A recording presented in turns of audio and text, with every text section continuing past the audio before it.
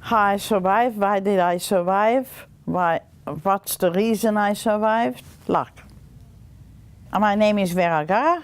I was born on the 1st of May, 1933.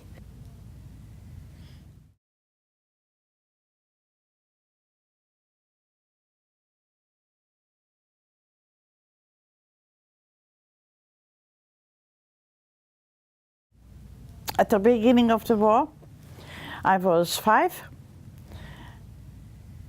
First we lived in Vienna. I was born there in 1933, and we had to leave 38, 39 after the Anschluss because my father was arrested on charges of fraud. The factory which he owned, it's a salami factory. The truth is that he was arrested because he was a Jew, and the factory had to be taken away from him because the Anschluss. Before the war, my life, being an only child, I had a nanny because both of my parents were working in the factory on the same ground actually, but I had a little house in the back with swings and a sandpit and so on and so forth. And in that little house, that was my dolls and everything I needed to play with. And my nanny was there, and I had a very happy life. And my father came to see me occasionally during the day, and I always said, when I grow up, I want to be a father rather than my mother, because my mother never came to see me. She was too busy in the office. And until 1938, there was no interruption. We went all over the place. With my parents, I went occasionally to my uncle's place in Austria. He had a sanatorium there, but we could have a holiday there. When the war broke out, my mother told me we have to leave. I had to choose one doll. We got on the train. Also, my nanny got on the train. She's supposed to come with us, but at the border, Austrian-Hungarian border, she turned back. And so my mother and I went to Budapest, but from Budapest we traveled down to the city where we lived until we came away in the 50s.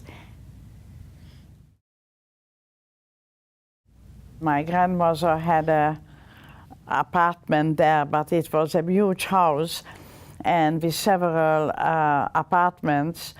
And when she was alone, then she cut the 7-room to 3-room, and that's the 3-room we occupied when we got there. She was already sick, she was in hospital, so that's where we stayed until after 3 months my father was let go from the prison and he was allowed to join us in Szeged. They hid as much as they could from me, everything. And don't forget, that time, 70 years ago, or even more, nearly 80, there was no such a thing that young children could read the paper or listen to the radio. Or yes, we did have a radio. Yes, my parents had newspapers. Not everybody had radio and of course telephones and so on, but my parents did. And I know incidents when they were sitting around the radio listening to the English broadcast, which again was not allowed once the war broke out, and especially not for Jews. But they did listen to the Hungarian-speaking English broadcast from London so that they knew more or less what's going on in the world. But I remember them sitting around, and I remember when my father took me outside the house, which was a bungalow, or still is standing, and it became a hotel just a year ago or so, 2 years ago, I don't know. And that he said, you see, we don't hear anything outside. When people ask you what we are listening to, tell them we listen to music. Because it was not allowed to listen to English broadcast. We lived opposite the synagogue, and the Jewish school, which Jewish elementary school I attended once I became 6 years old. And but being Jewish was being Jewish.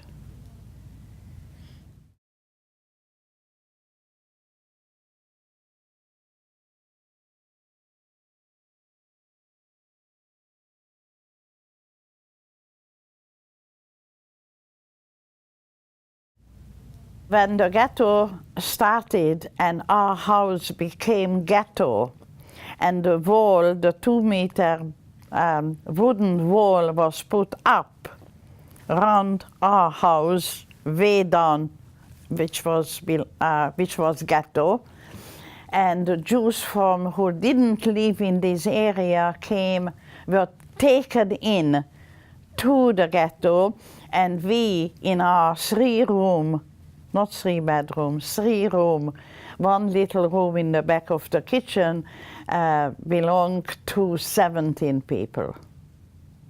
So in every room there were 3 or 4 people, and there was 1 bathroom, 1 kitchen, and they had to do with, you know. But I never heard any quarrels or loud words. Well, surely I must have felt that something not right, but more or less at that given stage, I wasn't really inconvenienced because I got everything what needed to be given. I'm sure that they put up a certain timing, who can use the bathroom, because there was only 1 toilet and 1 bathroom for 17 people. 1 room was occupied by my father, my mother, and myself, and the middle room, which was the so-called dining room, was occupied by 2 families, my doctor and his wife and her parents, and my room was occupied by a mother, a daughter, and a grandmother. And then there was the little room behind the kitchen, which used to be for the maid, which was occupied by a woman with her 2 children, a boy and a girl. The wall was in front of our windows, and somebody high up, and one of the Nazis, Hungarian gendarmes, came down to check whether it's high enough. And the other side of the wall was already occupied by non-Jews, so the window was painted in white, so we couldn't look out to see the non-Jews on the other side. And because it is so long ago, the upbringing of children were not to ask. They did what their parents told them. We could play in the yard. We couldn't go out because we could go where the ghetto is, but we couldn't go into town or somewhere. There were certain hours when the adults were allowed to go shopping, 2 hours, but there was a gentleman, Mr. Todt, who was the manager of the delicatessen shop Meindl, and he came to the ghetto door, and the people could ask him, give him money, and ask him to bring things back to the ghetto. We were in the ghetto only a couple of weeks, and then my father, who was overlooking everybody, he was in charge of, was told that we have to pack whatever we can carry. The lights at that time in the ghetto were turned off, and he went over a couple of walks away to the second rabbi, Rabbi Frankel, and asked him to come to our home into the cellar where 120 people waited for him. A lot of people at that time converted, committed suicide. The priests from the outside came in and said, when you convert, then we save you, which was a lie. And it never did anything. So my father went over to Rabbi Frankel and asked him to come to speak to these people who would like to have his opinion. And he said, don't hold on to a straw, because it's not going to work. My father tested me. When we went up in our room on the stairs, he said to me, Emanuel Löw, the great, great rabbi practically of the world, the Golem Löw, way back in Czechoslovakia and so on. And my father said to me, he's converting. I said, well, I'm not really interested. He's very old. He said, but Frankel is going to convert. Frankel was the second rabbi in the city. And I loved him very much. He said, well, but when I go upstairs in my room, I will say the Shema, which is the major prayer of our Jewish religion. We had a good friend who converted in the 20s and still died in Auschwitz, so it didn't help. After the ghetto, we went to the brick factory. We had to leave within a couple of hours. At the community center, we were searched, and the men searched the women, and the women searched the men naked, which was also a type of punishment. And we landed, all of us, even from the smaller towns and villages where Jews lived, they brought them in to the brick factory.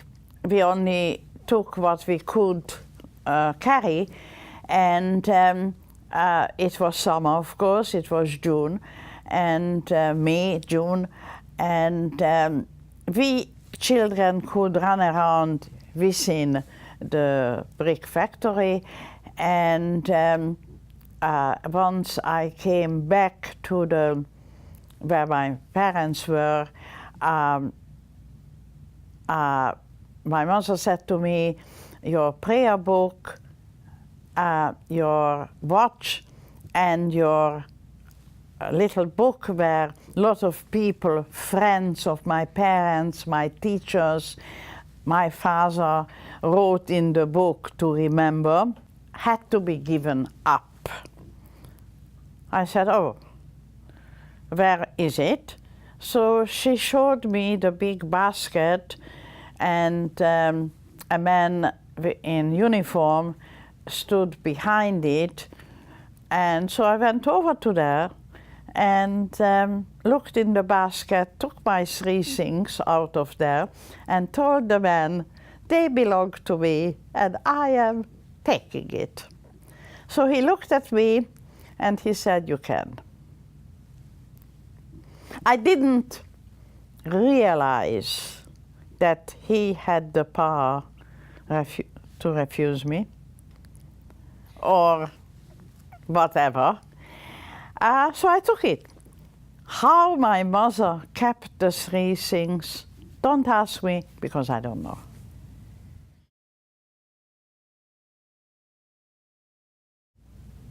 Well, we were shipped in again 2 cattle cars, 83 of us in 1 cattle car, and that was June and hot.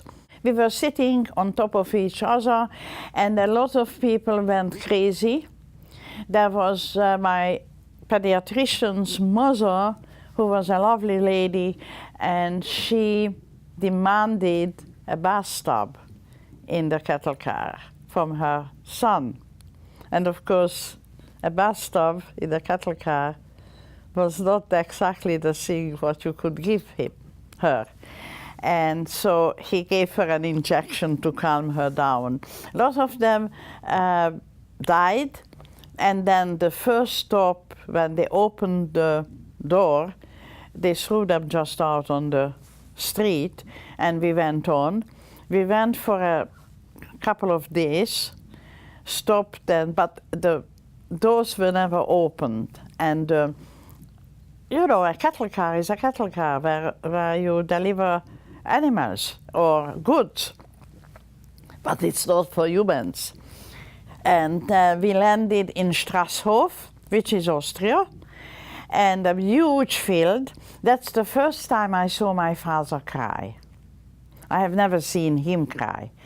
And we stayed there because they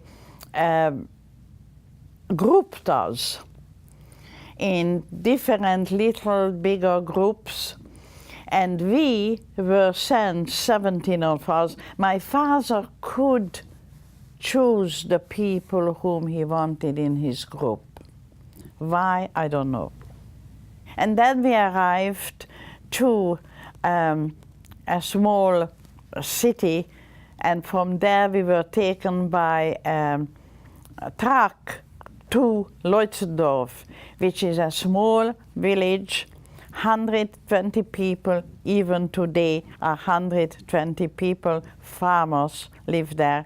And our group was given a huge room up on the hill in the barn, which barn became a home. Now I have seen it.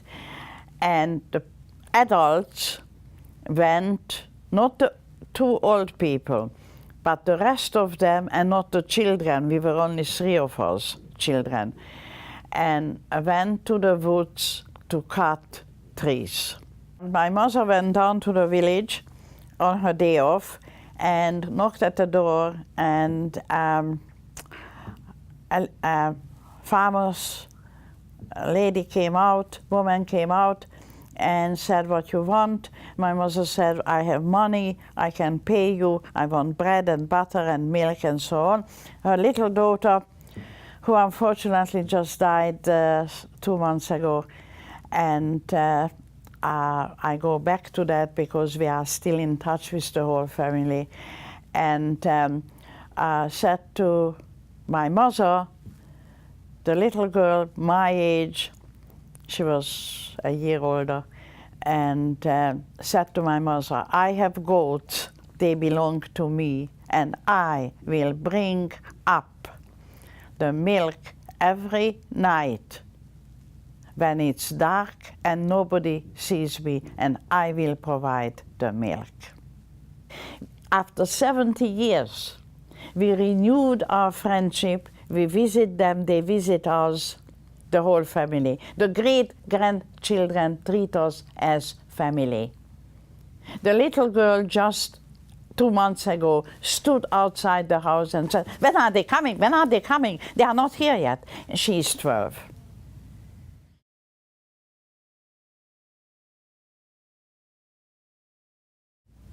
We went to another work camp to Spitz an der Donau, and from Spitz an der Donau, that was already September, we stayed there a couple of weeks, and then we started out again in a cattle car and landed in Bergen Belsen on the 8th of December. We had to walk from Hanover, which is a big industrial city, Germany, 9 kilometers to Bergen Belsen. And we walked in, and on the right-hand side, there were loads of people with striped uniform. We did not, and that's very important, we did not know about Auschwitz, we did not know about the gas chambers. We had no paper, no radio, no nothing, and nobody told us anything. When they started screaming at us as we walked in from the gate to our accommodation, to our barracks, they said to us, don't go and have a shower because it's gas. Now they looked so awful that we thought they are nuts. They lost it. So we didn't believe them. And yes, we did have a shower, but because I'm here, so it wasn't gas. We went to the so-called family barracks. So the family actually stayed together.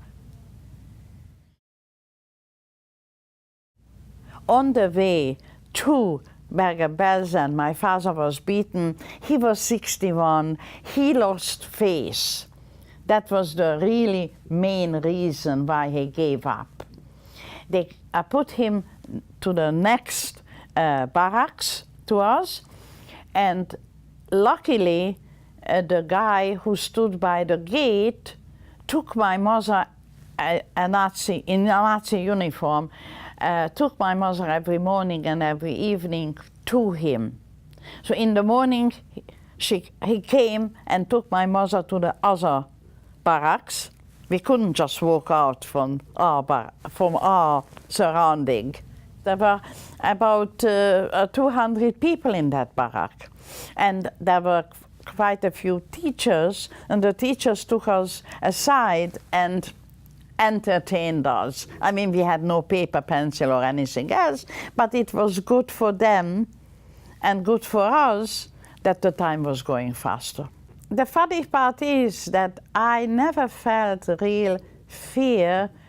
In the night when I had to go to the washroom, it was outside, and I had to walk there. You know, there was no washroom in the barracks. And the reflector from the Nazi guy was in my back. But I wasn't afraid. I wasn't afraid of them. I went and did and went back to the... When my father died, that was the night before my mother's birthday, and they brought him over, and there was a bench, and my mother gave some bread to a woman who had a white sheet, so he was actually, in the Jewish religion, he was actually not buried, but cremated. They cremated everybody because of health reasons, and there was no such a thing as burial in the tradition of the Jewish religion.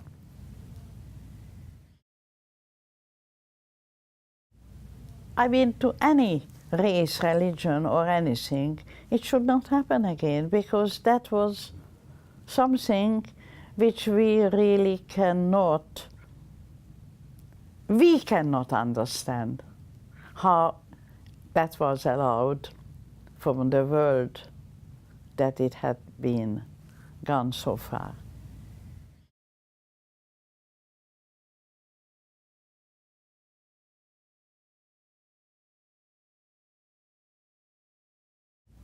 Why do I do it? Because the world has to learn. They haven't learned yet. And I'm very positive, and I hope that with us telling the story and showing them what has happened will never happen again.